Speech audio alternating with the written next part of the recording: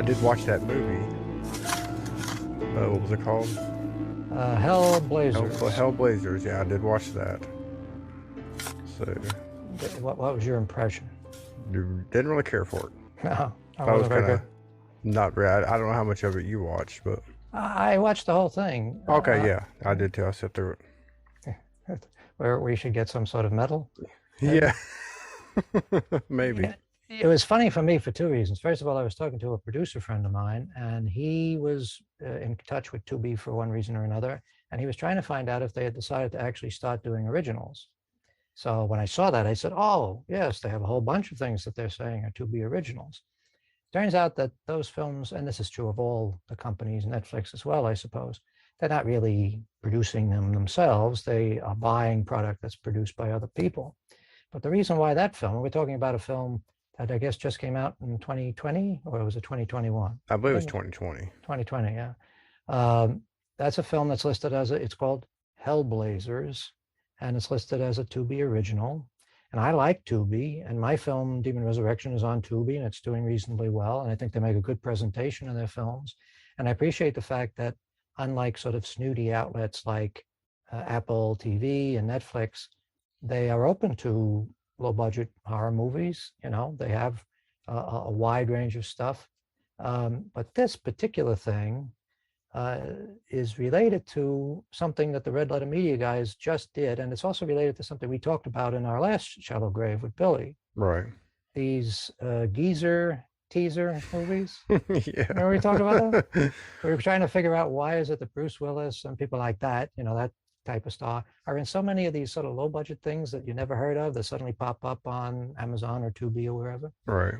Well, there's one producer who is specializing in this, and he's hiring all these guys like Bruce Willis, and I guess he might have hired Stallone and Dolph Lundgren and all those action stars to appear in the movies. And the deal is they appear in a few scenes. They shoot for like 2 days, and as the Red Letter Media guys pointed out, their appearances in the film are usually, you know, this.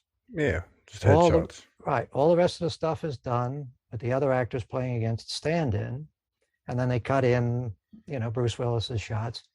And that's what this is too. This is like the horror equivalent of the geezer teasers, because the cast is amazing. I mean, it's Bruce Dern, Billy Zane, Adrienne Barbeau, Tony Todd, and Meg Foster. Meg Foster.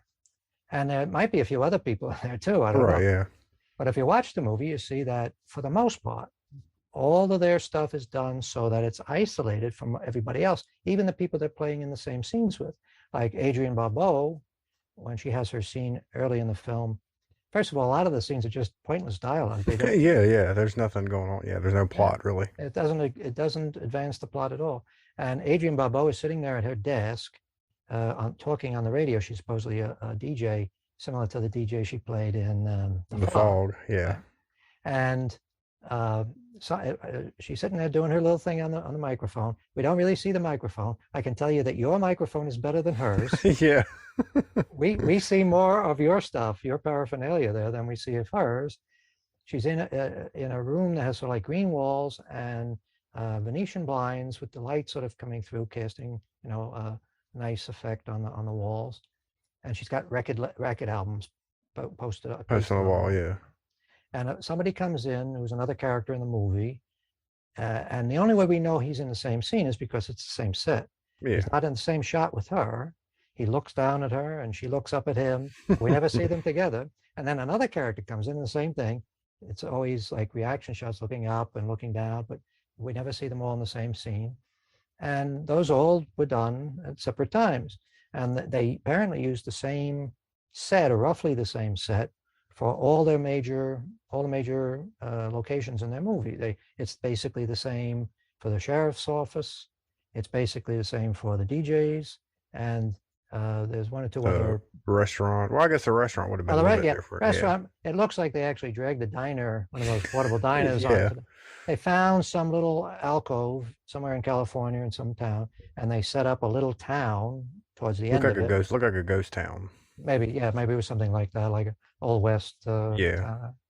So they have their diner at the end. They have something that resembles a gas station, and they have the sheriff's office, and that's their town. But the interiors are all basically the same. Light green walls with Venetian blinds and the light coming through. It's even in the diner, they get the same effect with the Venetian blinds. Right? So I guess what the idea is, they figured out that that looks classy, or makes the movie look rich, like a Ridley Scott movie or something, but the script is probably the worst part of it. The script is, it's no good at all, really. I think it's like I think a lot of, when I watch a lot of these other independent, low budget movies, they don't have a storyline, which means they don't really have any scenes of it, so they just kind of film, well, I guess what they assume is funny dialogue. Like whenever Bruce Dern's in the police station telling them what happened, of course they got to drag it out, make it funny. Right. And it's just, like third-rate die-hard dialogue. Yeah. And in this, it's kind of the same thing. I mean, I will say one thing about this: it's inoffensive. There's nothing. Right. Yeah. It's not really in bad taste. I can't say that any of the actors embarrass themselves. They do perfectly good work. It's just that when they're not playing off of anybody, and when they might be reading the script off cue cards, I'm not sure. Yeah. It affects their performance. It's very difficult to give a decent performance if you're reading the lines for the first time, and if you're not reading the lines with the other actors, right? And those scenes seem to, like the Bruce Dern scene when he's in the sheriff's office, it's awkwardly staged too, right? He just suddenly appears in front of the guy's desk. And I know the effect that they were going for. What they should have done is just have him put the shotgun. We should have had a shot of the shotgun being put down on the desk, and then the sheriff looks up and sees him. Yeah. That's the way the scene should have started. They started the scene instead with a bunch of cuts of the sheriff sitting, I guess he's a sheriff or chief of police or whatever. He's sitting there writing something, and his officers are in other parts of the room, reading or writing something. And then they show the shotgun being put on the table, on the desk, and that doesn't really work. They want to start the scene with a close-up that they can pull back from. But the way they did it, it seems awkward. It seems like they weren't able to figure out a way to get him to enter the set. Maybe there was no door. Maybe the door doesn't open to anything that you can go into. Right. So that sort of awkwardness you see all through the movie, where the dialogue seems stilted, and people do silly things like killing themselves, like he blows himself up when there's no real reason. I wrote that down. That was one of my characters, just sacrificing themselves when there was no they could have easily escaped their situation they were in. he had won in that situation, right? He had killed the others. They have what are supposed to be explosions, but it looks like just air cannon blows earth. Dirt. Yeah. So he kills two of the guys. The other guy comes forward and he gets stuck. I don't know how he manages to miss the bear trap that's right in front of him. Yeah. He gets stuck in a bear trap, and he could have just thrown the grenade at him or wheeled away and thrown it at him. But they have to get Bruce Dern over the movie. He's not going to be around anymore for the rest of the film. So they killed off all of their horror movie characters or actors and actresses, and killed them all off, except for the guy that was the guy he was in Children of the Corn. He played the guy that owned the Christmas tree farm. He just disappeared. He just never showed up again. Yeah, well, I didn't even recognize him as a celebrity, so I was wondering why he was in the movie. Yeah. I guess that explains it. Yeah, but he just disappeared. Tony Todd, who I guess, I don't think he's done any movies in recent years, has he?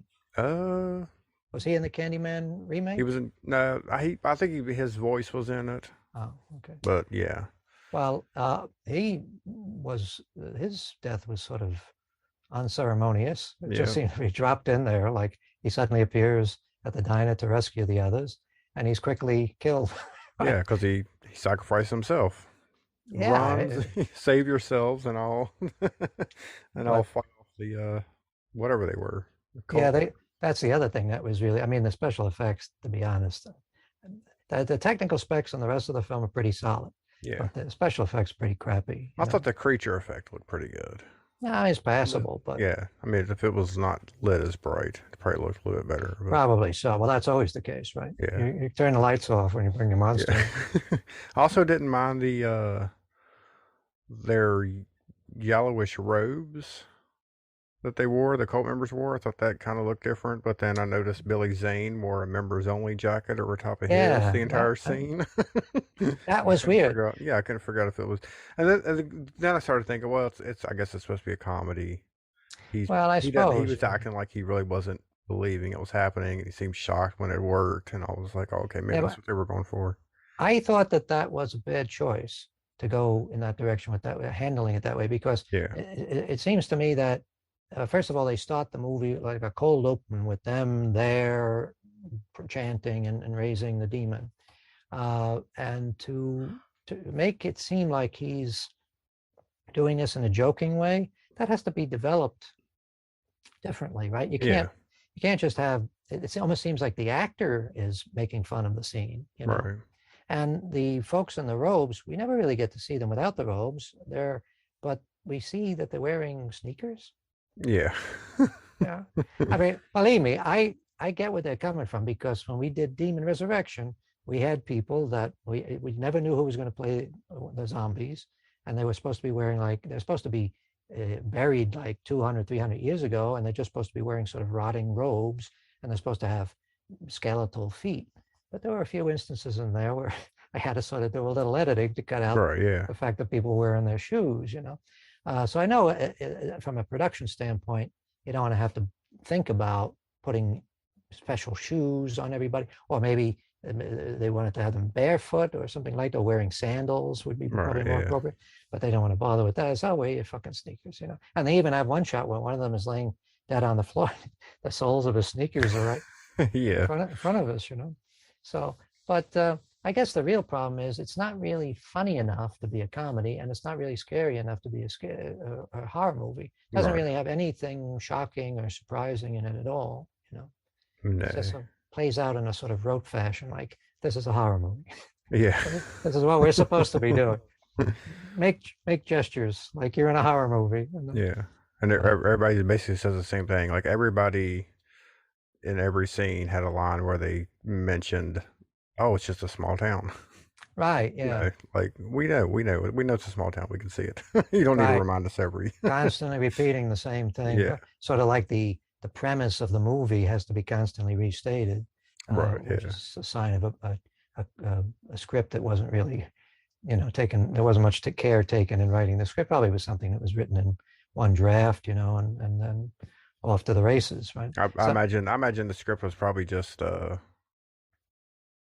no dialogue. I imagine all the dialogue was kind of made up it sounded when they like were filming a lot of Bruce Dern's stuff. Yeah, comments. A lot of that seemed like it was made up. Yeah.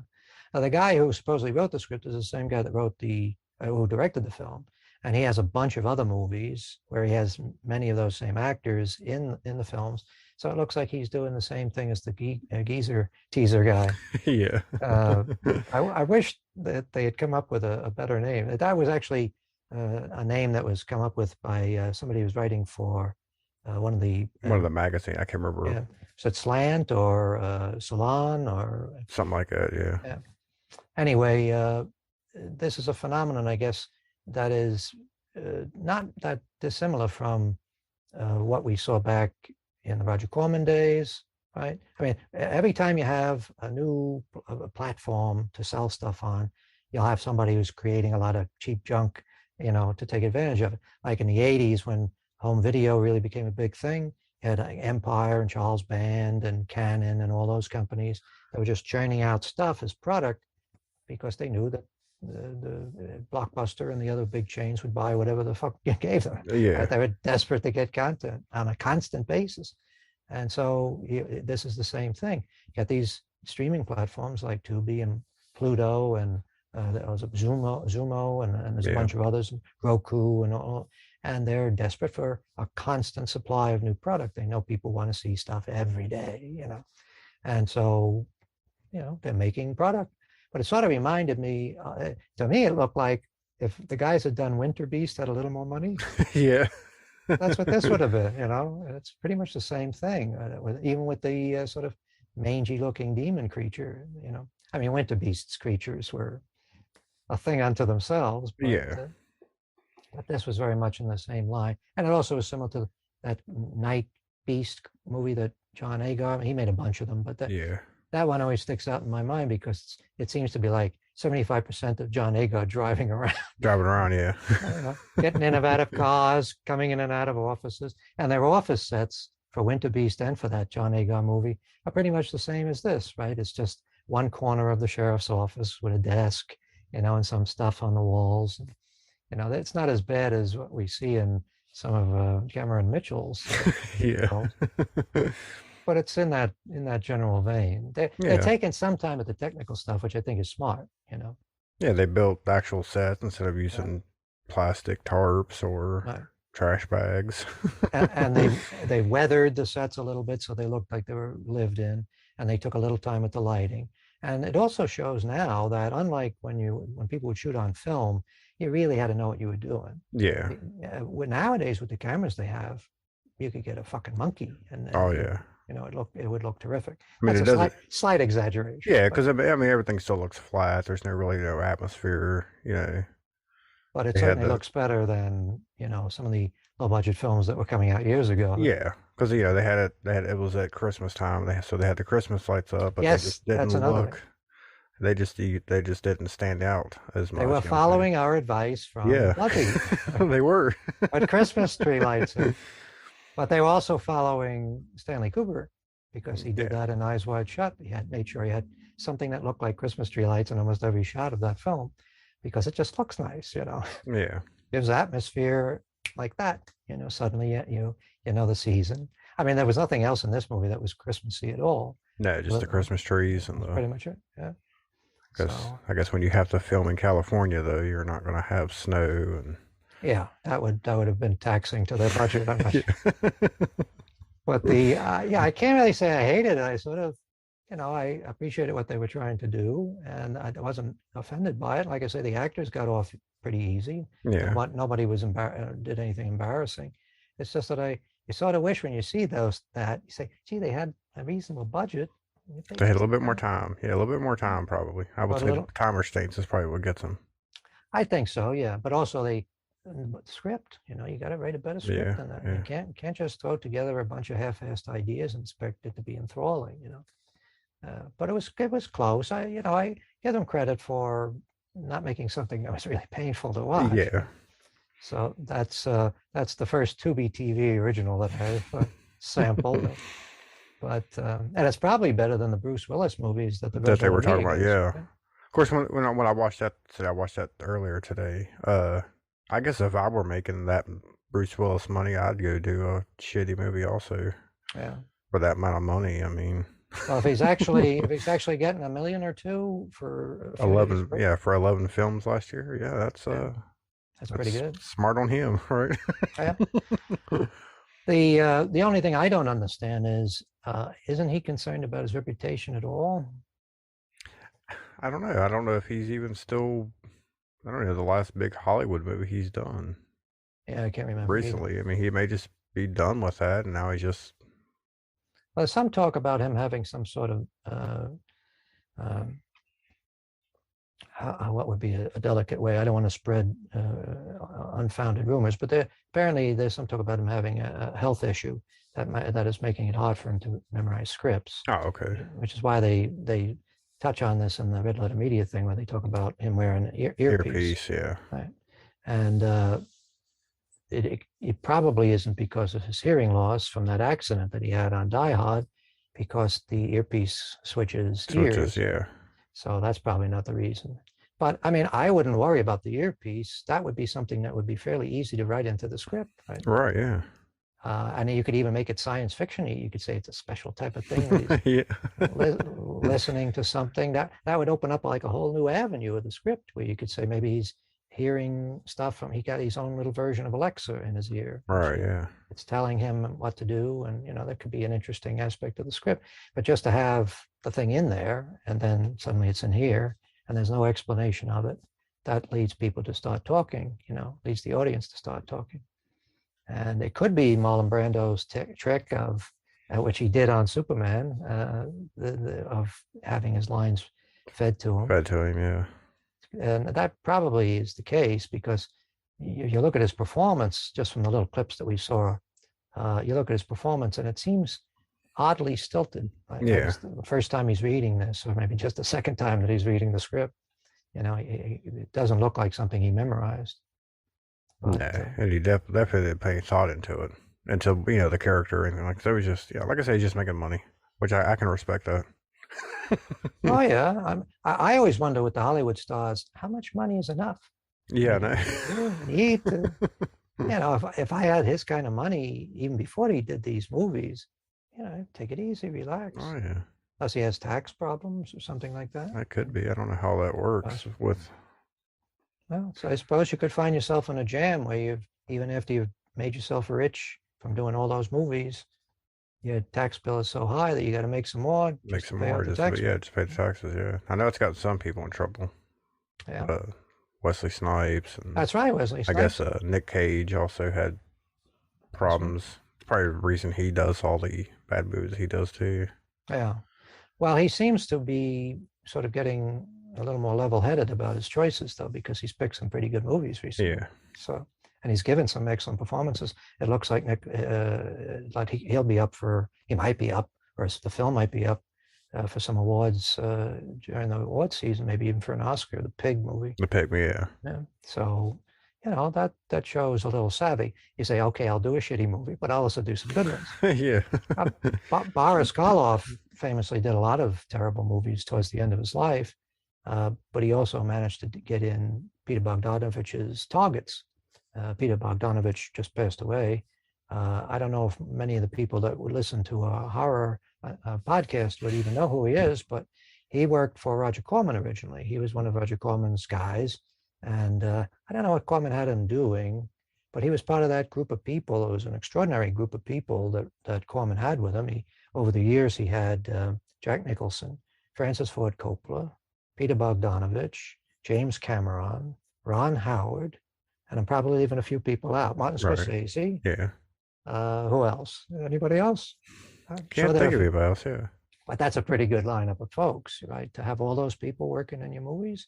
Joe Dante wasn't Joe Dante, yes. Wasn't Piranha? Wasn't that a Roger Corman? Joe Dante, yes. Joe Dante used to cut trailers for Corman's company. Yeah. And then he wanted a Jaws ripoff, so that's when they made Piranha. That's right. Yes. and I think didn't John Sayles write the script for Piranha? I think so. Probably, yeah. John Sayles went on to become a famous filmmaker in his own right, and and David Carradine. David Carradine. Yeah. For a long time, there was working almost exclusively with Roger Corman. So Peter Bogdanovich wanted to make his first movie, and Corman had Boris Karloff under contract to do The Terror, which was a sort of a faux Edgar Allan Poe gothic horror movie. It wasn't really based on a Poe story, but it was Karloff and Jack Nicholson. Jack Nicholson playing a young French soldier, believe it or not. And when he finished shooting that, he still owed Corman another 2 or 3 days on his contract. So Peter Bogdanovich came up with the idea of Targets, which was an aging horror movie icon who was going to make a personal appearance at a drive-in to push his latest horror movie. And it happens to be the same place where a mad sniper, a young man who's lost his mind, has decided to start randomly shooting people in the crowd. And it was very well done. For a first film, it was really impressive. And Bogdanovich went on from there to do The Last Picture Show and Paper Moon and a bunch of other movies, some of which were big successes and had, won Oscars. So how did I get onto that? Who was I talking about? I don't know. Yeah. Joe Dante. Yeah, what were we talking about? We were talking about Dante. Right, Joe Dante and Peter Bogdanovich are two other guys that worked under Corman, and Jack Nicholson as well. And Corman had a similar approach to making movies that these guys did. He didn't fuss so much about getting name actors initially. Right. He eventually did. He eventually ended up getting guys like Ray Milland and Vincent Price. And the Edgar Allan Poe movies he did with Vincent Price were big hits at the time, very successful. So So that idea of sort of mass producing stuff on the strength of a star who's only in it for, a few minutes, I guess it's an old idea. Yeah, I mean, even the cover of this, the one we watched, Tony Todd's just on the cover, and he's only in the movie for what, 2 minutes. Yeah, So and they're using him to sell the movie, obviously. I can't figure out why. I mean, I like him. I think he's a Oh yeah, I do terrific too. Yeah, presence, but why only him? I mean, sure, you'd want him on the cover because he has a strong following and horror sort of cult movie following. But when in a movie where you have Bruce Dern, who's been making yeah, they. movies, you would think that he would be in there somewhere, right? And if you picked up a box in a video store, if there was such a thing Yeah, anymore, and you saw all of those people on the cover, you would say, "Well, I gotta rent gotta this." get this. Yeah, But they only just have Tony Todd, even though he's in it very briefly. It's not really the star of the film. they. And of course, So it got me because whenever I saw the cover and started watching, I was like, okay, he's gonna be the hero. He's on the cover with the baseball bat. He's gonna be the. And he wasn't. right. But it was a reasonable assumption, and Yeah. maybe that shows that they did some research and they figured out that he was the guy most likely to get the views. If you put him on in the thumbnail, then he's the guy that's going to bring him in. Maybe there aren't that many horror film fans that care about Bruce Dern. Right. Or even remember who Meg Foster is. Yeah, well, she's kind of a problematic thing. It's true for all. That's unfortunately, it's true for female stars generally. Is that nobody stays as beautiful when they get older as they were when Right. they're younger, and she was an especially radiant beauty. Uh, so she's now, an older woman. There's no hiding it, and I don't think you could say she's a handsome woman. She's not hideous like Right. Yeah. Phantom of the Opera style. But she's an older woman, and maybe they thought, well, there's really not much you can do with older women as far as advertising to a male horror, probably younger male demographic, right? The guys that are looking for these type of movies are looking for young, beautiful women that look like they're likely to take their clothes off. And there's no nudity and no sexual content in this at No. all. Adrienne Barbeau, who might have been the person who they would normally turn to for the cleavage, she's an older woman too, so it would be a little weird to have her posing on the cover. Yeah. Suggesting I mean, way. they had the waitress and the other female cop. They could have put them on the cover. That may have helped out a little bit. Possibly so. I didn't think either one of them were terrible. There No. was nothing awful about them. I thought it was kind of funny the way they tried to stretch things out. First, they have it seemed like a 10-minute opening credit scene, Yeah. which is just the credits appearing on the screen with pictures of the actors. And then they have that scene later when they first come to the diner where she spends, I guess, about 4 minutes dancing around to the jukebox music. Yeah. So it's like anything we can do to stretch this out. Not unpleasant, but kind of stupid. I don't know anybody who is coming to a horror movie to see a waitress dancing around. I figured they probably, if I could pick a movie that they stole that from, it probably would have been Nightmare on Elm Street Part 2. The Or main they can, character is like cleaning up, because they just moved in, so he's like unpacking. Of course, he turns on music and he's dancing the whole time. well, So that's probably, that may be where they got it from. quite likely. Yeah, I mean, the people that made the movie look like they're pretty familiar with the genre tropes and their horror film Yeah, they history. kept So mentioning movies. Of course, the sheriff, I guess he was supposed to be a big movie buff, but he couldn't name the movie Cujo. He could only describe it to the guys, right, and they didn't know what it and was they at didn't know all. what it was at all. And of course, I think it happened again. Oh, he referenced the guys in the hoods as Michael Myers, and I was like, I don't really get that Hmm, yeah, because they're not and wearing they're not wearing a nothing mask like. at all. Yeah, Uh, I didn't understand that reference. Well, there's a lot of little things that I guess you could say they're trying to make the character seem quirky, like he's wearing a wool cap all through the movie. Yeah. Doesn't really make sense. I don't know any cops in New York that go around wearing wool caps. Maybe undercover cops. Right. Yeah. They don't have an undercover force anymore, as far as I know, a plainclothes force. But they're going to get one back now with Eric Adams as the mayor, apparently. But I don't think I've ever seen, except in like wasn't it in Hill Street Blues? They had a character called Animal or something like that. It was But this yeah, yeah. crazy guy, and he always had a wool cap on his head. I think he wore a wool cap. Maybe that was they were going. That's really reaching. Well, That's, I figured that was that, or that's the only way they could else that they could get you to think of Christmas cold when it's and he's obviously wearing a wool not cap. cold there. Yeah, He wears it indoors and outdoors. yeah. That no one else is wearing any heavy clothes. Right, and the fact that it accompanies the all that quirky dialogue, or the attempt to make quirky dialogue, I guess their attempt to do like a Quentin Tarantino type Right. dialogue, Yeah. where they're all standing around talking about movies and things like that. All that lengthy scene with Bruce Dern when he first comes into the office, and uh, he's talking about a dog at some point. He's yelling about a dog that's Yeah. barking. The neighbors, that one, the guy from Joe's in the Corner, his dog's Yeah. missing. So what the fuck is that about? What is Yeah. that? What does that have to do with this movie? But you know, the other great influence is Jaws, because all the opening scenes of Jaws with Chief Brody going around the town and dealing with different people. Matter of fact, they even have a scene in this where the chief is coming out of the radio station, and getting into his car, and somebody comes running up and says, "Hey, Chief!" He says, "Not now!" And he jumps in his car. Yeah. That's similar to the sort of interactions that Chief Brody was having. Like everybody's coming up to him with their problems when he's going around the town. So yeah, I understand that. The problem with their situation is that there wasn't really any great effort put into making the town. There's just these few people. We don't Yeah. see anything beyond that. So it's kind of hard to sell it. And the folks that they do have pop in don't really look like they'd be living in a small town like that, you know. Yeah. I think they could have just had two actors playing their cloaked cult members, and the other people could have just played townspeople, and you could have filled the town out a little bit more.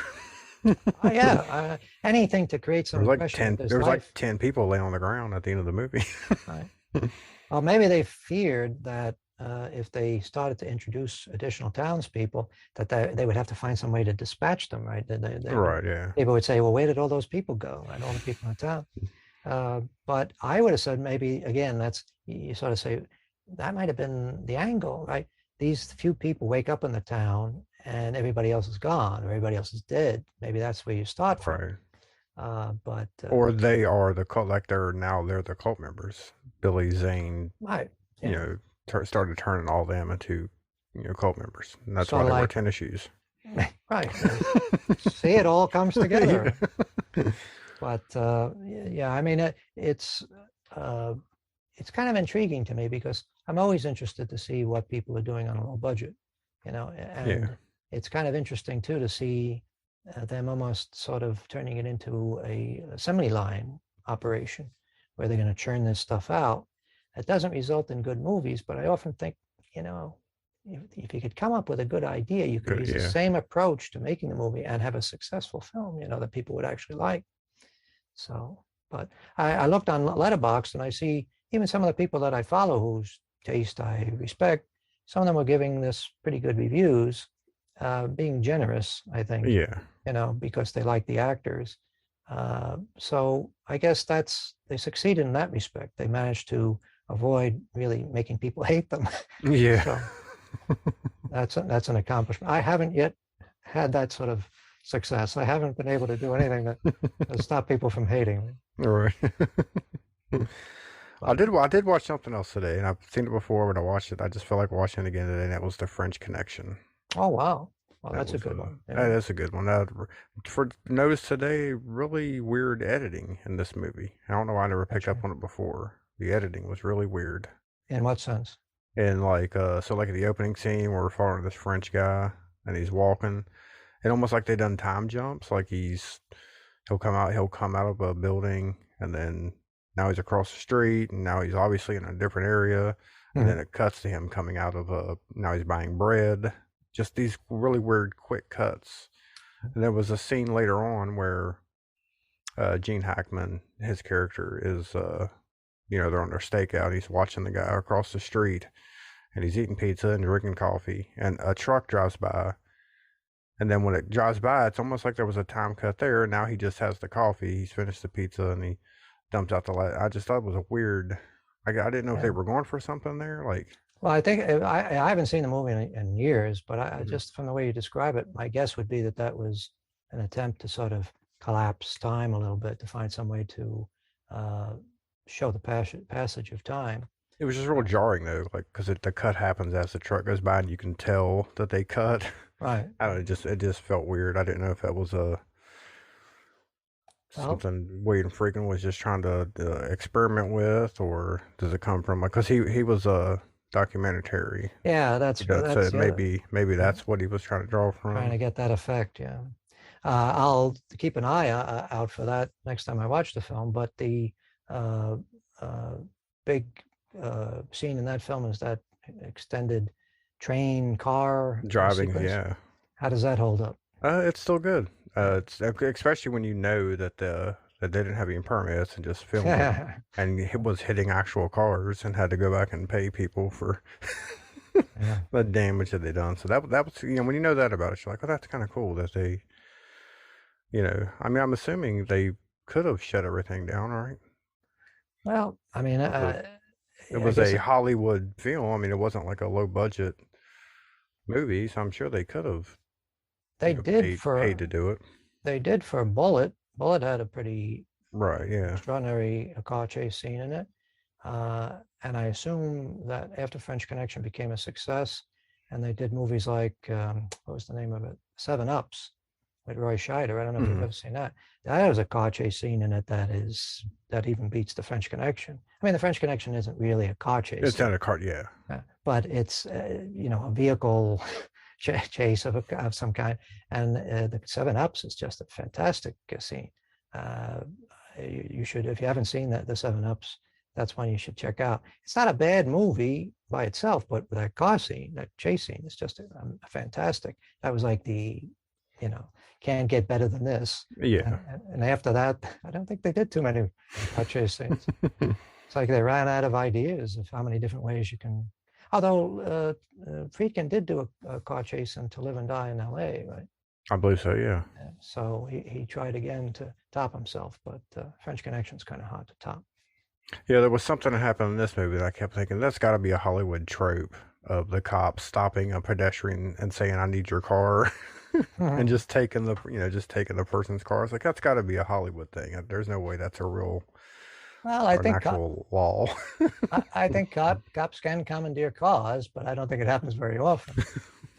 I know in New York, and I think it's true of major cities all across the country, they really tried to start discouraging police from doing high-speed chases Yeah, because the lawsuits that came afterwards when people got killed or injured by the cop car, yeah, they just, it became unmanageable. And it sort of doesn't make sense to have a high-speed chase like that because where are people going to run? You're going to yeah. catch them eventually. Eventually, yeah.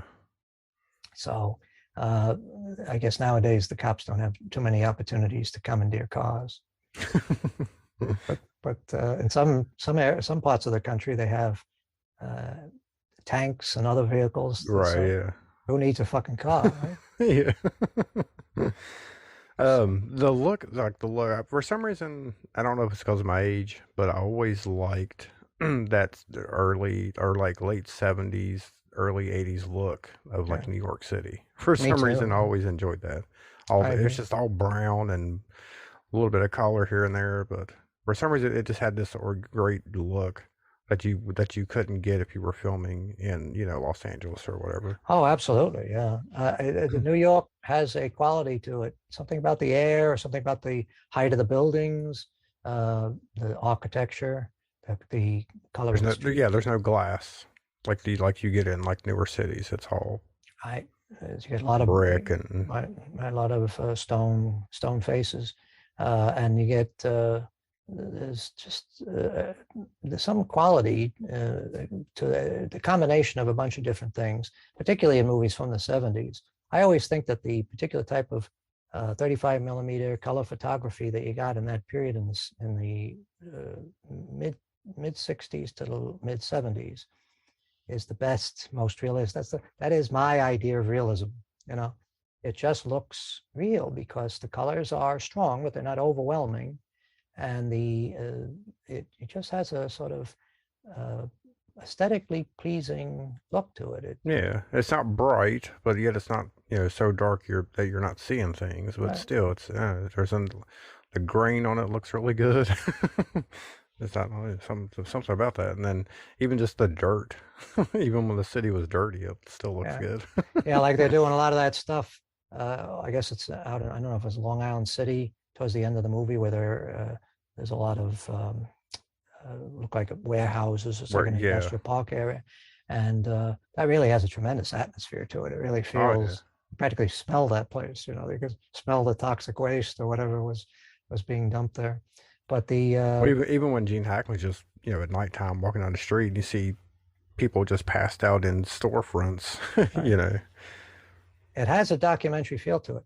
The guy who did the cinematography, I forget his name, but he said that um, Friedkin wouldn't tell him. Like there's that one scene where they go into and they hassle the guys in the bar, and then somebody runs out and they have to do a foot chase after him. Yeah, yeah.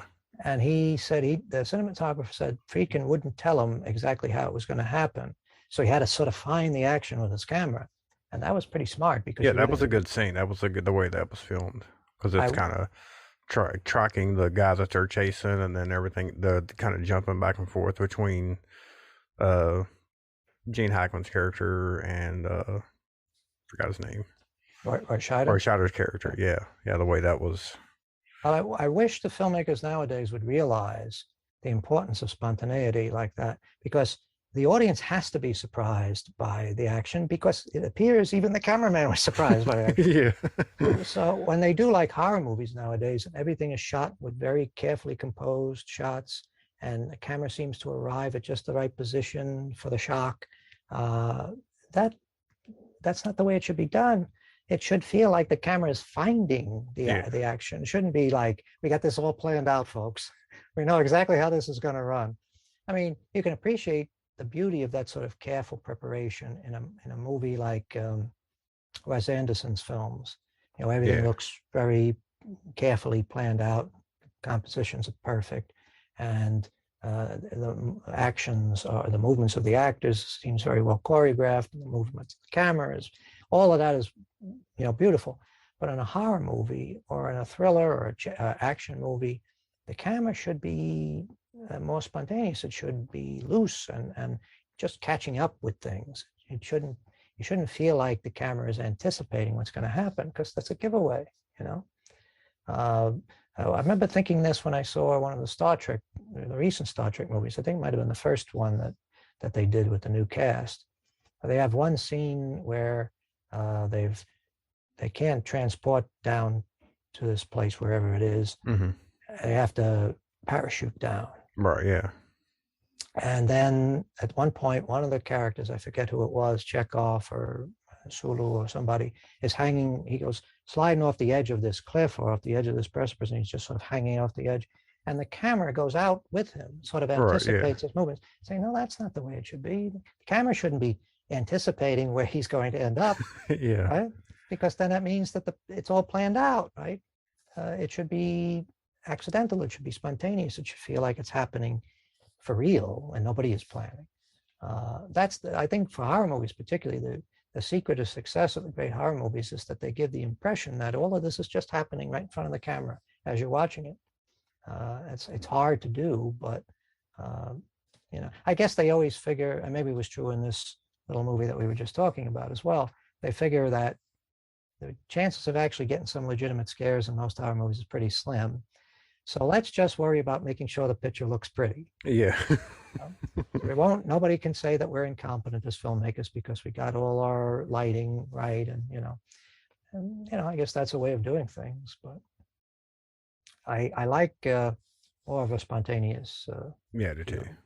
And I think that's where George Romero actually had an advantage. His filmmaking craft was not that, technically great.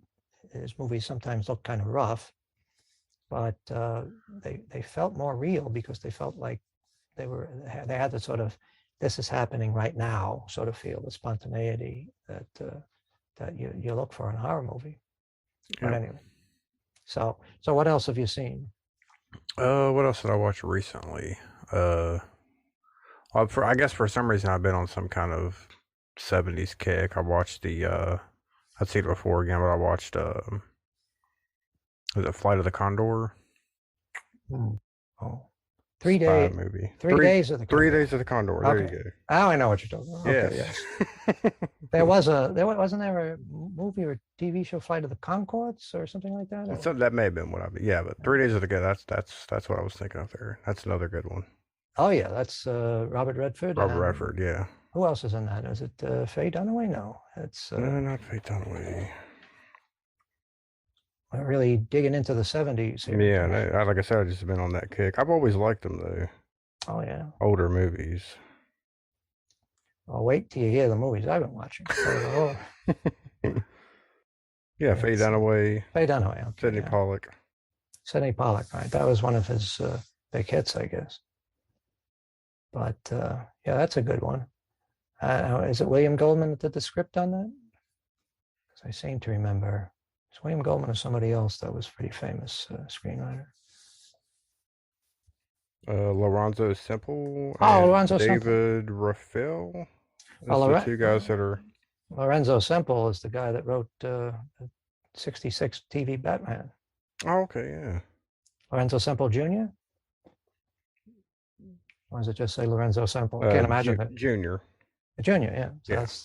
That's the Batman guy. He also wrote the script for Flash Gordon, which I wasn't really a fan of. Yeah, directed by Sidney Pollack.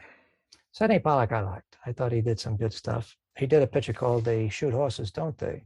Which is about dance marathons back in the Depression. And it's very grim but very well done. Impressive piece of filmmaking. But if you want something depressing, right. But so you liked 3 Days of the Condor? Oh yeah. Like I said, I like any crime thrillers. Of course, I know that's like more of a political thriller, but that it's good. I always like that. Marathon Man, stuff like that. Oh yeah, Marathon Man. I remember seeing Marathon Man in the theater when it first came out. I thought it was terrific. Yeah. That's another one with Roy Scheider, right? He plays Dustin Hoffman's brother. Yeah. Yep. Well, that new Hollywood, those movies. That's just for some reason that sits with me. And I guess it's the year. I've been born. Yeah, there's the book you were talking about. That's the book I was talking about. Anybody's interested in the beginnings of the new Hollywood movement, Pitches at a Revolution by Mark Harris. That's the book to read. This is a terrific read too. I mean, it reads like it's funny. It's suspenseful because you're wondering how things are going to turn out. Who's going to win the Oscar? Yeah, I was looking for it, and I actually found like an audio version of it from one of the library, like a digital library. Oh. And I gotta tell you, I don't like audiobooks. No, I don't either. Yeah. That was like the first one I really attempted to listen to. I was like, nah, I can't do it. Yeah, I wouldn't. I try to get I think you could probably find it on Amazon or on eBay for cheap. Yeah. So I would definitely recommend that one. That's one of the most enjoyable film books that I've read. And if it matters, to Quentin Tarantino fans, he also gave this book a rave. Matter of fact, I think they used it on the cover somewhere. Not on this particular edition, but somewhere online or in some newspaper magazine, he was quoted as saying it was the best book about Hollywood films that he ever read. And I have a feeling he might have been thinking about some of this when he was getting his screenplay for his Hollywood movie. Once Upon a Time in Hollywood. Once Upon a Time in Hollywood. I mean, I don't know what the timing is there. Which maybe, I have that one here. Oh, that's it, the novelization. Well, that's Quentin Tarantino was preparing for his next career. He's going to be a novelist. Yes. I like the way they made the cover art look like. Yeah, it looks like an old something you'd see in the grocery store, and then it actually has. I get to it here. An insert of photos. It doesn't have photos, but it's got advertisements for like other books, like you would see, and that kind of reminds me of that. The way they would have advertisements for other books in the back. Is that phony or is that real? The Switch by Elmore Leonard. And then we got Ride a Wild Bronc. Those sound like old books. Elmore Leonard not writing books. Is he even still alive? So that might be some. But I think this one here, the Ride a Wild. I think that's the book that the Leonardo DiCaprio, the character, is reading in the movie. I think. No. Well, I know in his Grindhouse movie, he had fake advertising in that, right? Fake Yeah, trailers. So fake maybe this is trailers. something Yeah, similar. But I haven't gotten around to watching Once Upon a Time in the Hollywood yet, but I have that on my list. it's really good. I really enjoyed it. Of course, I'm a big fan of Tarantino, so Yeah, I know you've said you're a fan. Uh, I guess I can't try to remember the last movie I really saw by him, and I don't know. I admire him and I respect him, but yeah, something about him. I guess maybe it's because his films always have so much, seem to have so much brutal violence in them. right. That's a little bit of a turnoff to me. I suppose it wouldn't be so much of a turnoff if he was making horror movies, but maybe it would be because actually his friend Eli Roth makes really deplorable horror movies with a lot of, you know, Yeah, I'm not a fan of Eli Roth. yeah, that stuff is very hard to take. I mean, it's not that the violence is that convincing. It's just that it's unpleasant to even think about somebody doing stuff like that for entertainment. That he's Yeah, presenting that like the Green Inferno thing, presenting that as entertainment to people seems, stupid. I don't know, right. Yeah, but what do I know? Very little, I'm sure. Eli Roth would say. yeah.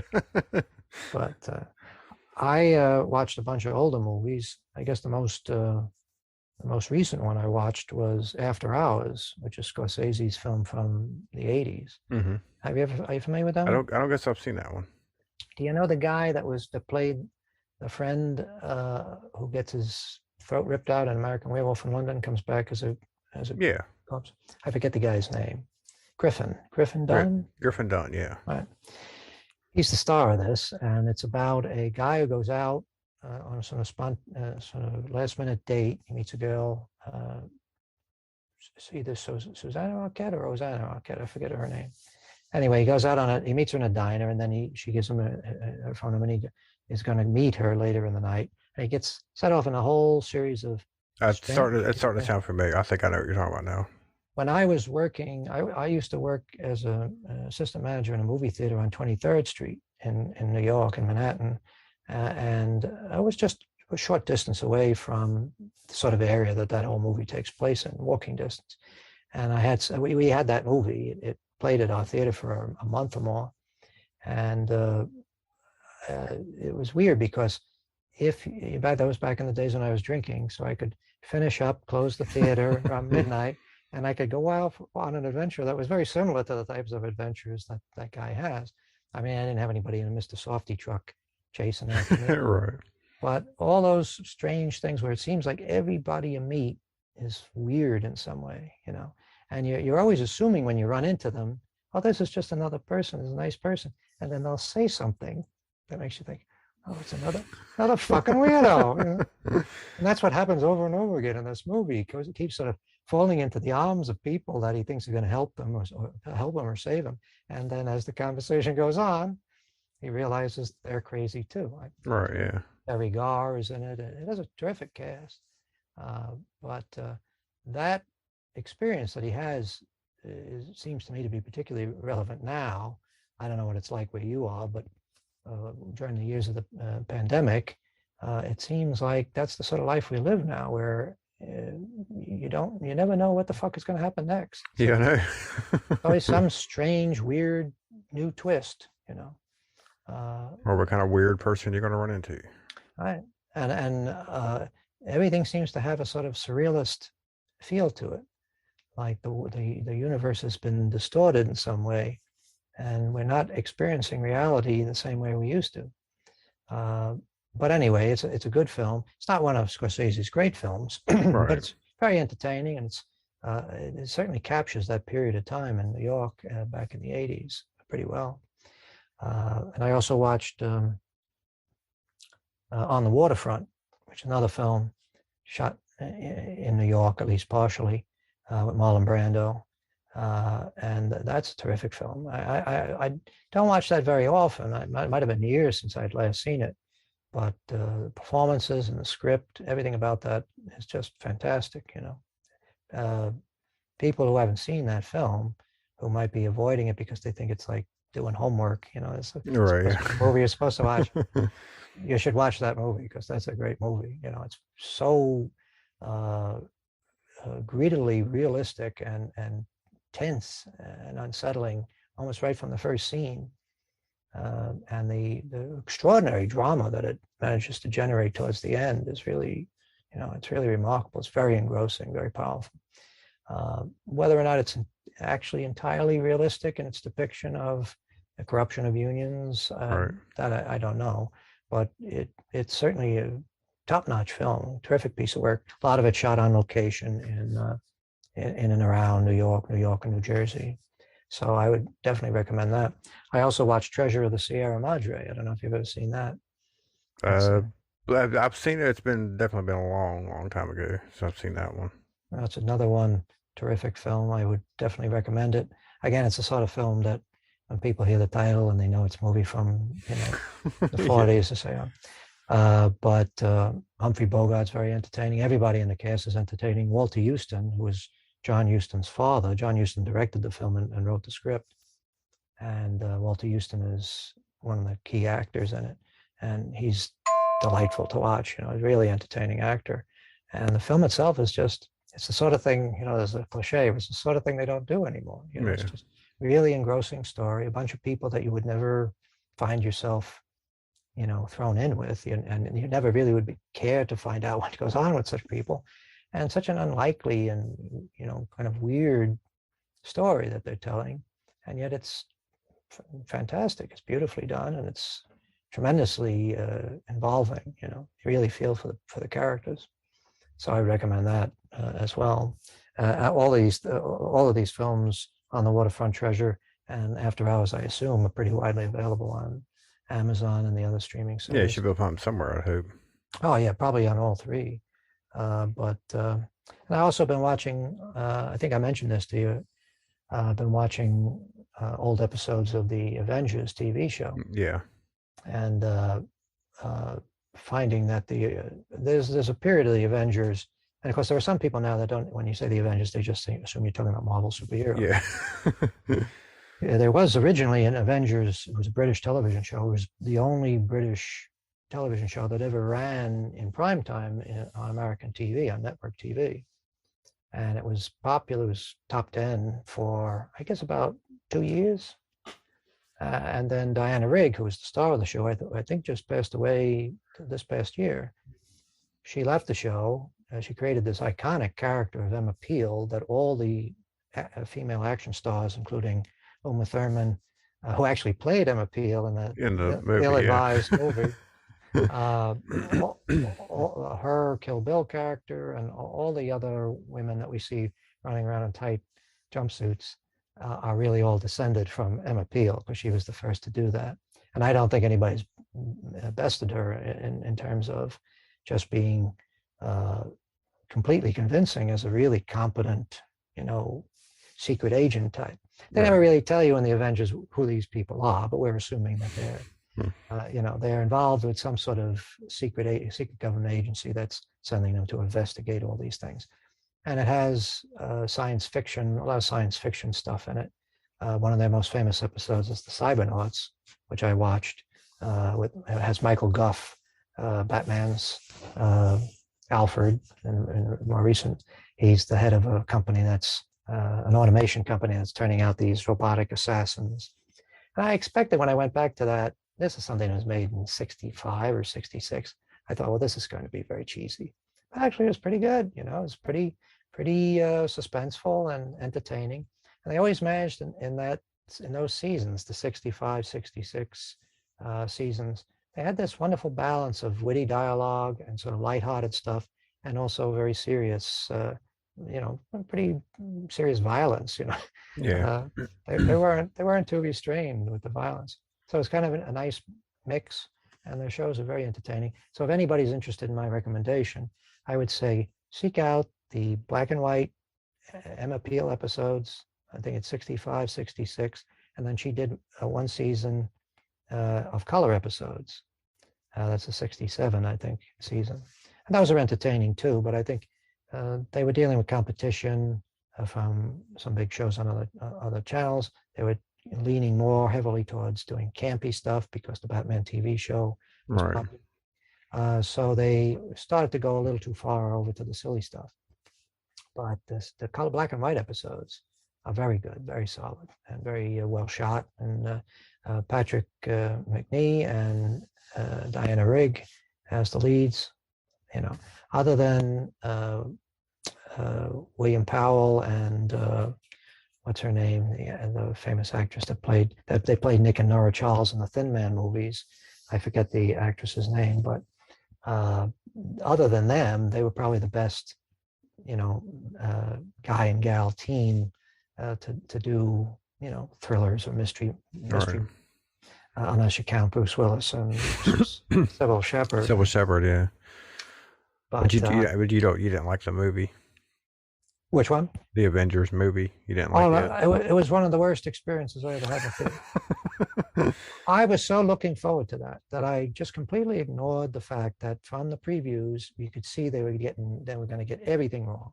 Yeah. I mean, even things like the way John Steed wears his hat. The character famously wears a bowler. Bowler, yeah. And Patrick McNee was very precise about how he dressed himself, and he had a certain way of wearing the bowler. He didn't let the bowler slip down all the way on his head. He had it sort of sitting above his head, which to my eyes, because I grew up watching the Avengers, that looks like the way you're supposed to wear a bowler. Yeah. But Ray Fiennes, being Mr. Know-It-All, he comes in and he says, "Oh, that's not really the way you wear a bowler." So he has the hat down practically over his eyes, and he looks like an idiot. Yeah. Right? As soon as I saw those pictures, I should have said, "Oh, this is going to suck. I'm going to give this a pass."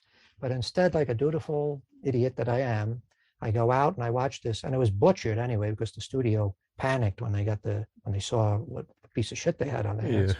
So that I cut a half hour or so out of it. And it doesn't make any sense at all. It's all over the place. Yeah, that was a terrible, terrible movie. That's one of the few films I can remember paying to see in the theater where I had to use the bathroom. I actually got up and left and went to the bathroom. Usually I just tried to hold it in until the movie was over. But that one I said, I'm not going to miss anything. And I probably should have kept going after I used the bathroom. But yeah, that was a mess. Yeah, still, I don't understand how, obviously the TV show was really good, lasted for years. Why can't they make a good movie out of it? What do they get wrong about these when they try to remake stuff? It's an interesting question. I think probably the reason is that particular type of show is the result of a bunch of things that just came together the right way. Nobody had any sort of plan. It started as one type of show and then it sort of developed into something else. And it was like, let's just do what seems to work. And originally started as a show that was done, I think, live to the air or live on videotape at least. So there was no editing. And watching some of those episodes with Honor Blackman is very interesting because you get to see an action show, but live. It's like a stage production. And sometimes they would have like wild animals in the stuff, and they would have stunts and all sorts of stuff. And you think, wow, this is really impressive that they were able to even attempt this is impressive, even though it doesn't always work. It's impressive. But when they realized that they might be able to get picked up in the United States, they knew they had to go to film. And they put a lot of time and effort into making it look almost like Hitchcockian. The shots are beautiful and it's all very well planned out. And it's a very stylish show. The style aspect of it was almost as important as the Bond films. The Bond films had a certain look to them that influenced all the other movies. Every aspect of the Bond films, the cars and the suits and everything influenced other films and influenced the audience. And that was true of the Avengers as well. There was a lot of it had a feeling of a sort of chic, hip, exciting with it kind of show that people felt they needed to watch.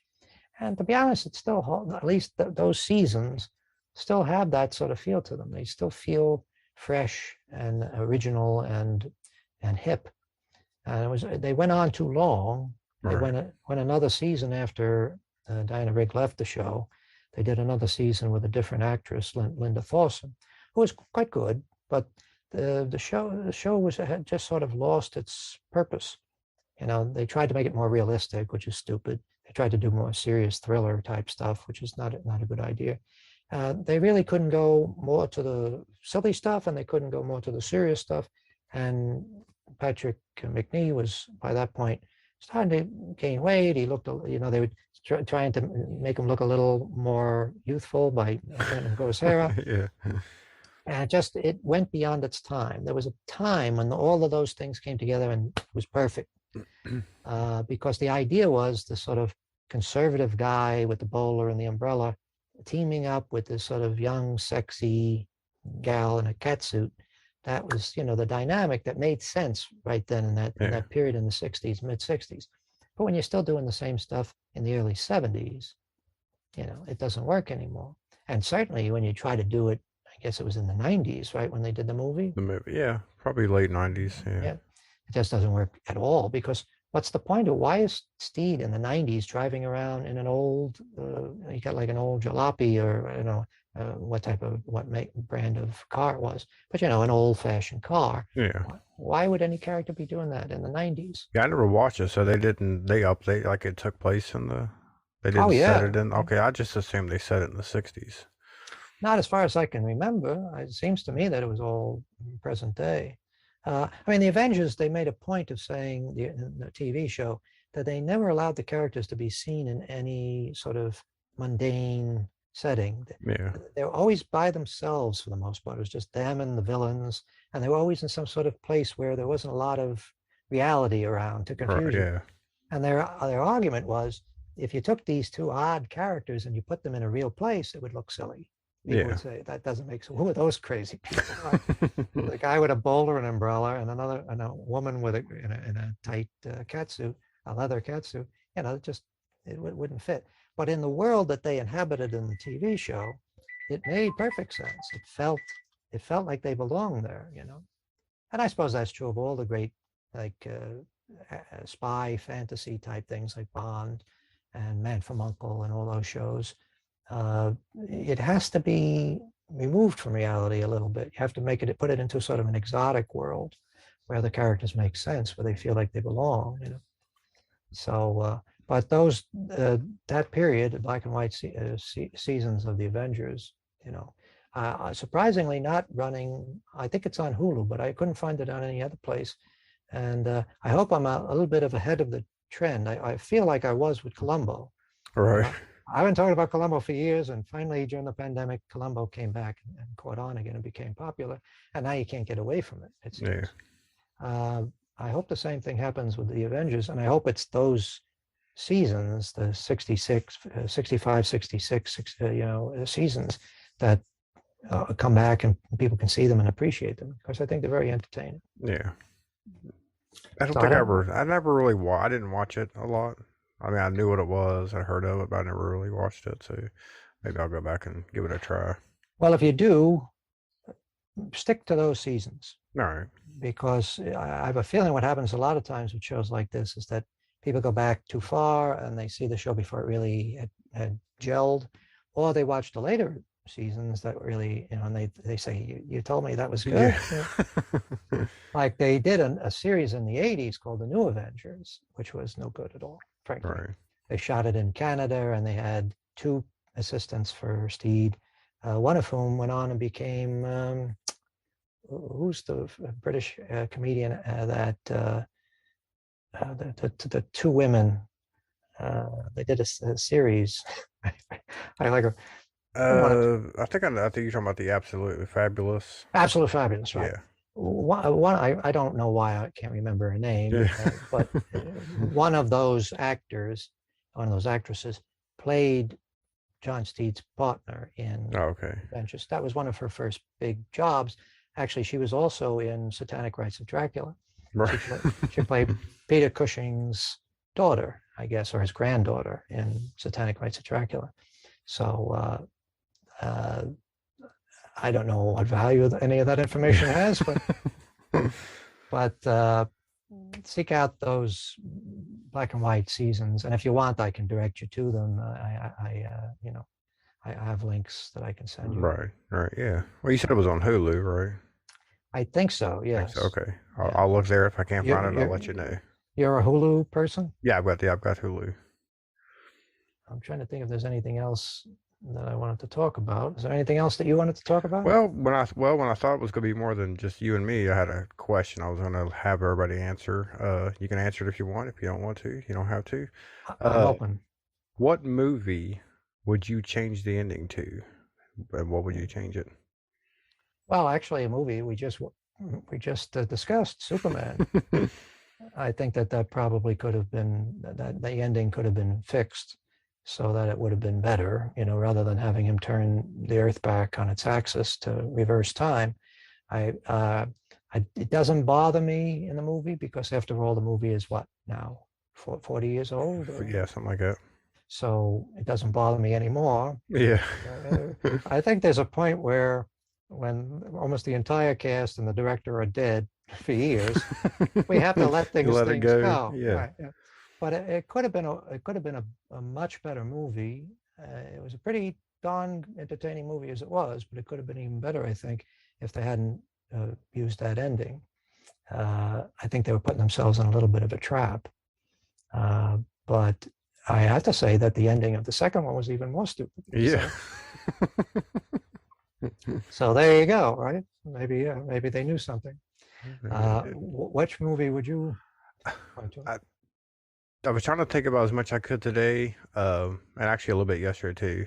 I think I would have changed the ending to Psycho, Mm-hmm. I and mean, that extended scene where there's Simon Oakland is explaining Norman Bates. yeah, I think I would. I think I either would have had the Norman Bates character die, gets killed at the end, or escaped, Mhm. and they're just talking about it. Because I think if he, the way, especially if you're going to have sequels, if you weren't planning these sequels, fine, kill him off. But if you're going to have sequels, I think it's better if he escapes and now he's on the run. Because I can't imagine someone like that being locked up and then getting out, being Oh, released, and then to do the other sequels. I think that's what I would have changed. yeah. Either Well, kill him off or he escaped and now it's now they're trying to hunt him down type story would be the well, next ones. well. I could see a point. I guess it's true that Alfred Hitchcock would never have been thinking about sequels because that No, just. no. But as a matter of fact, he would have been doing everything he could to prevent the possibility of any sequels. I think they had to wait until he died before they did the first sequel. Oh, really? Uh, I thought he was. Oh, but yeah, because that came out in what, 80s, yeah. 80s, yeah. I guess he passed away and. I think he passed away not too long after he released Family Plot, which is Okay. around mid to late 70s. I have the feeling, I had the thought in my head he died sometime around 1979 or so. But I could be wrong. But anyway, he was definitely gone by the time they did Psycho 2. Yeah. Not that he would have participated, but I don't think they would have ever had the nerve, because I suppose they could guess what he would have been saying about it. Yeah. And also, I think probably Tony Perkins would not have done it without the. If Hitchcock is dead, then he doesn't have to worry about getting his Yeah. approval. But if Hitchcock expressed his disapproval, I don't think he would have gone ahead and done it. I don't think he So would have. I don't think so. I mean, I could see where an actor like him would have said, first of all, after doing a film like that, with the enormous success that it had and the way it sort of pigeonholed him into that type of character, he Right. might have said for a good long time, he might have said, I want to get away from that. I don't want to go back and do Norman Bates again. But then come the 80s, some time has passed, and he's starting to think, maybe I should take advantage of this. Then he does what, 4 more? And he directed, I think, at least one or two of them. One or right? two of them, yeah, I think. So, I mean, I saw the first one. That's another movie that played at the theater that I worked in. The first one, Psycho 2. And I didn't think it was terrible, but I didn't No, think no, it was it's not terrible, no. Of nothing particularly memorable about it. It wasn't necessary.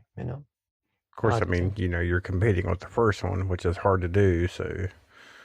well, they always the problem with things that have major twists is how can you do a remake when everybody knows what the twist is? Yeah.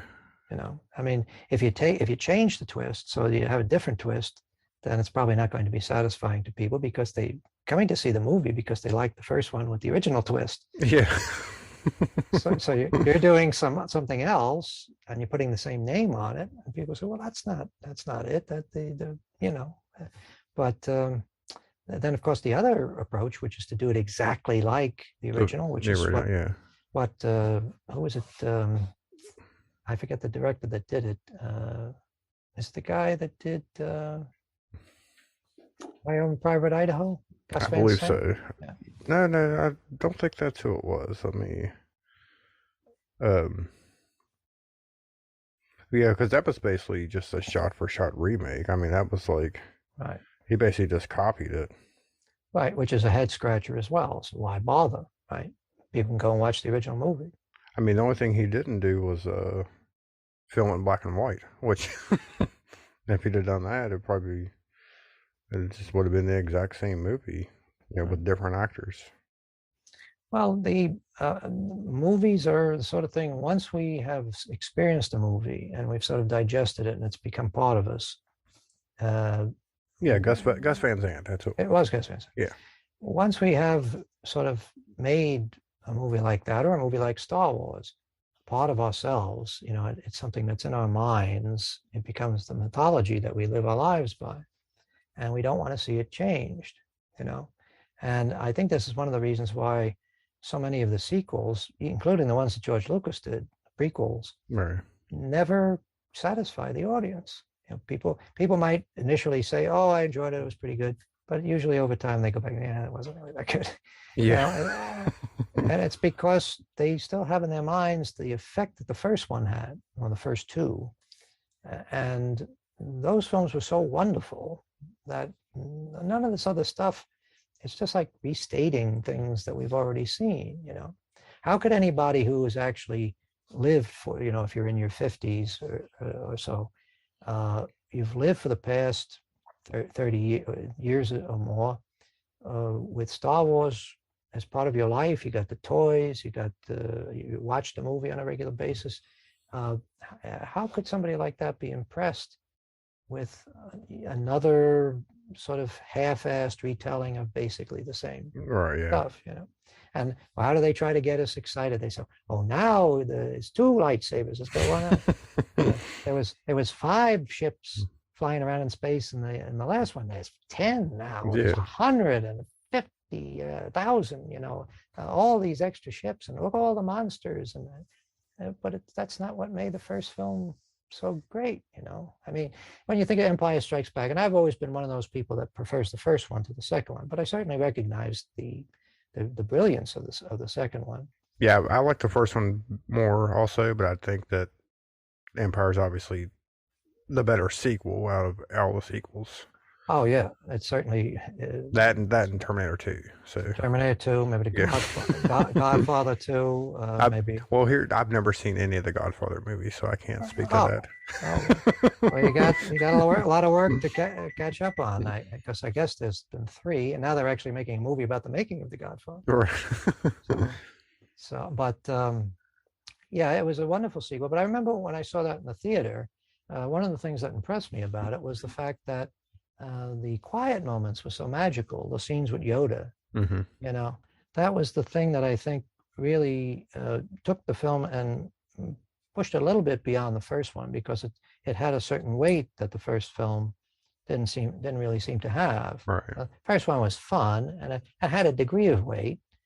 It had its dramatic moments, but those scenes with Yoda, you really felt something magical about those moments, and I really felt special. And I remember seeing it with an audience when it first came out, and there was really just sort of electric feeling in the audience when those scenes were on the screen. And there's nothing that they've done since. There was nothing in Return of the Jedi like that. There was nothing in any of the prequels, and there's certainly nothing in the new movies.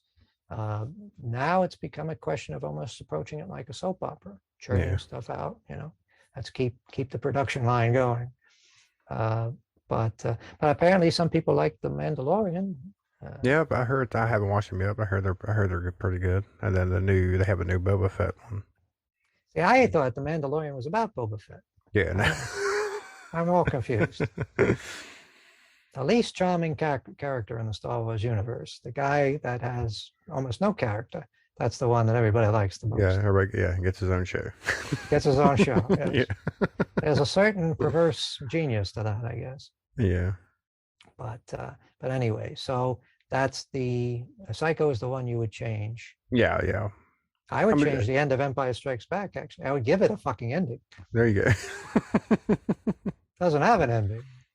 It's one of the reasons why I dislike. I don't dislike it. One of the reasons I don't like it as much as the first film. Well, I think at that point they knew they were gonna make a third one after that, so they knew they could leave you with the cliffhanger. But it's not fair. That's cheating. You have an obligation. You're asking people to pay money to see this full adventure, and yes, you should see a fucking full adventure. And then that's how they get you to come back for the third one, though. Well, but we would have come back anyway, right? In all honesty, do you think it would have been that hard for them to come up with some kind of ending for the film? Probably not. I don't guess it. And doesn't it show that maybe that's one of the problems that they were going to confront in the later sequels? Yeah. There was no ending. Right? Yeah. They already had the best possible ending that you could have in the first movie. Nowhere to go from there, right? It's sort of like the Bond films in a way too, right? I mean, the first film, Dr. No, has that scene at the end where he's sort of sabotaging Dr. No's elaborate complex, and everything is blowing up, and people are jumping into the water, and they repeated that scene over and over and over again in the Bond movies over the years. I don't know. They might still be doing it. I haven't seen any of the later Bond films, but right from the start, they had done everything really that you could do with that type of story. And the only thing that they could really do in the sequels was to just raise the volume a little bit. Yeah. More explosions and all the way till they got to go into space. Right. Yes, with Moonraker, and I guess when I used to go to see those films, the Roger Moore ones, because I was past, I was too young to see the Sean Connery ones. I guess the last one he did was, well, actually, I did see Sean Connery in Never Say Never Again, but that wasn't really a real Bond film. Yeah. You know the deal on that. But I used to love the Roger Moore films. I realized they were silly, but if they had changed them and they hadn't had those spectacular endings with everything blowing up, even though it was kind of boring because we had seen it all before, I still would have been disappointed if you didn't have that. Yeah. So, you can't win. You got to give people what they are expecting to a certain extent, I guess. All right. Yeah. But I don't know. Do you have any ideas on who might be the next Bond? I don't know. I think with all these other franchises, I think they could just end it. I don't think they need another one. Well, I've been saying that for the past 20 years. But, Yeah. But I don't think it's very likely that. I mean, you think come they're up with gonna something new. You think they're gonna go with? Who are they talking about? Idris Elba? Yeah. I mean, if they're gonna do it, that's who I would pick. He seems fine, unless they're planning on going with the female route. Well, that seems kind of don't impossible, right? Unless it's a lesbian female. How is she going to be sleeping around with all these women? Well, Is she going to be sleeping around with a bunch of guys? I guess you just do that where you have the Bond man now instead of Bond girls. Well, I don't know how well that's going to go over, to be honest. They do have to worry about a worldwide audience for these films, so I don't know. But I suppose Idris Elba would be a good choice. He seems like a pretty cool guy, and he's good with action stuff. So I guess he's a good choice. But I guess up until Skyfall, everyone just assumed 007 was just a number, right? Anybody could be 007. But then not just 007, but the James Bond. Oh. And then in Skyfall, I guess they show his parents' grave and their last name is Bond, so that kind of cemented that one. You know what I'm saying? Kind of made it to where this is James Bond. It's only one person. Yeah, I think the idea that somehow a secret agent name like James Bond would be passed around between different agents, that was an idea that was come up with for that the comedy Casino Royale that Woody Allen, and that was the concept there, that James Bond had become such a famous spy, if such a thing is imaginable, that they had a bunch of people that were given that name, right? There wasn't just one James Bond, it was like a franchise. So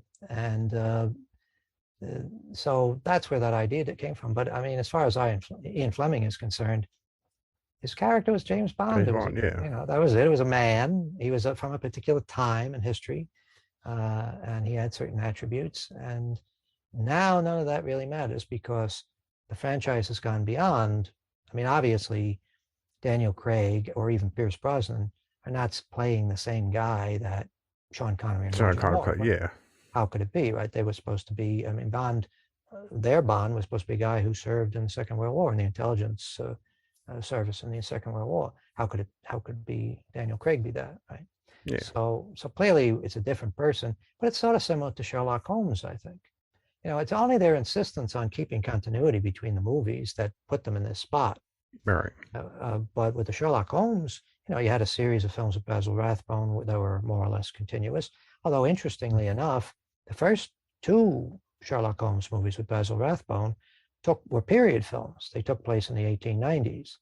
And then when they moved over to Universal to do the series that everybody loves so much, all those other films with him and Nigel Bruce, those were updated to the 40s. Right.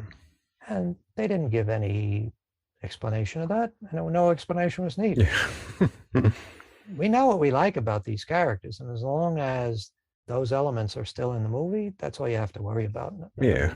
Look at the success that Cumberbatch had with at least the first few seasons of Sherlock. Yeah. It was a delightful show to begin with, and it seemed to work, like it clicked with the audience like that, because everybody knew it was updated, and it was updated the right way. They figured out the way to put Sherlock Holmes in the present day and make him relevant and make him convincing. So it's possible to do, and I suppose you could do the same thing with James Bond. Yeah, I think if they need to go back to the more campy, with all the gadgets and stuff like that. They need to go back to that. Well, one of the things about the Bond series is when they go to an extreme, they always go back with the next movie, right? Yeah. Like when they did Moonraker, which was about as preposterous a movie as they had done, the next film they did was For Your Eyes Only, which was a very down-to-earth, almost too down-to-earth right adventure story. It almost would have worked as like an episode of The Saint for Roger Moore back in the 60s. So they'll probably give some thought to that, because they're probably aware too of the troubles that the different franchises are having, like the Justice League and Suicide Squad, when they get too dark and people find them distasteful or disturbing, and they the whole business with Joss Whedon going in and trying to lighten things up yeah by literally brightening the colors in the image. They probably see that and they say, yeah, maybe the wind is blowing in a different direction. Now maybe people want to see something that's a little lighter, a little more colorful, something that's a fantasy, because we want to escape from all the horrors of the world right now. Yeah. It's a very grim time, escaping into something that's fun and light. I mean, it doesn't have to be stupid, right? It doesn't have to be childish. That was the complaint I had with some of the Roger Moore films. It wasn't that they were funny. If they were legitimately funny, that's great. So right. they do stupid stuff, childish stuff, makes you feel embarrassed to be watching. Yeah. That's when it goes too far. But I've seen people online defending Moonraker. Right. And I understand that the people that did Black Widow actually referenced Moonraker. Yeah. I haven't seen it yet, but that's what I've heard. So everything has its day, I guess. Yep. We've actually reached a point in our lives when Moonraker is going to be considered, the Bond film. To be the best one. I watched it fairly recently, and I have to admit it is fun. There are parts of it that are very entertaining, but it is terribly stupid. Yeah. It's a dumb movie. It's like they weren't even trying to be smart. It's just they were just completely wallowing in the stupidity of it. But anyway, so what else? What else can we talk about? You got anything else you want to? I don't think I have anything else. All right. Well, then I guess I probably should shut up.